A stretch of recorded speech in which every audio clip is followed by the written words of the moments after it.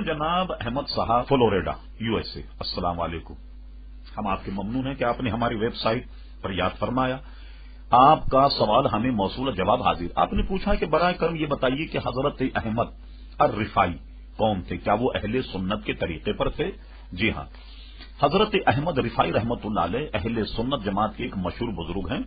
اور ان کے فضائل پر اعلیٰ حضرت امام اہل سنت کا ایک مختصر رسالہ بھی موجود ہے۔ یعنی اس پر ہے کہ کسی نے ان سے سوال کیا کہ احمد رفاعی رحمۃ اللہ تعالی علیہ کا منصب زیادہ ہے یا حضور غوث اعظم رضی اللہ عنہ کا منصب بڑا ہے؟ امام اہل سنت نے یہ بتایا کہ حضور غوث اعظم رضی اللہ تعالی عنہ امام احمد رفاعی رحمۃ اللہ علیہ کے بھی اکابر میں سے تھے، اور ان کا منصب احمد رفاعی سے بھی بہت بڑا۔ ان کے متعلق یہ مشہور ہے، تو اہل سنت تو تھے ہی، اس لیے کہ تمام بزرگ اہل سنت ہی میں ہوتے، کسی اور طبقے میں کوئی اہل سنت کے علاوہ ان میں ولی ہوتے ہی نہیں۔ پہلے تو یہ بات آپ کے ذہن میں رہے۔ حضرت احمد رفاعی رحمۃ اللہ علیہ کی فضیلت میں ایک بات، ان کی بزرگی، ان کے معاملہ تو اپنی جگہ۔ کہا جاتا ہے کہ سن 555 ہجری میں جب وہ مدینہ شریف حاضر ہوئے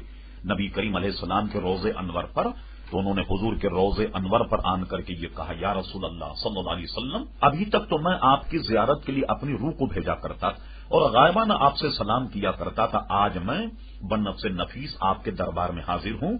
اور آپ ہاتھ بڑھائیے تاکہ احمد رفاعی آپ کے ہاتھ کو بوسہ دے۔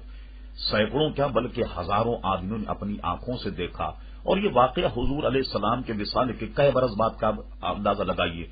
555 ہجری کا یہ واقعہ، یعنی حضور علیہ الصلوۃ والسلام کے وصال کے تقریباً 550 برس کے بعد ہزاروں لوگوں نے دیکھا کہ حضور کے روضے انور سے ایک نورانی ہاتھ برآمد ہوا، اور حضرت سید احمد رفاعی رحمت اللہ تعالی نے اسے بوسہ دیا۔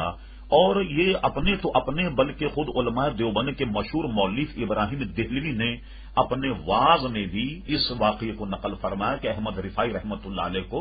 نبی کریم علیہ السلام نے اپنا ہاتھ بڑھا کر دیا، اور احمد رفاعی رحمت اللہ علیہ نے ہاتھ کو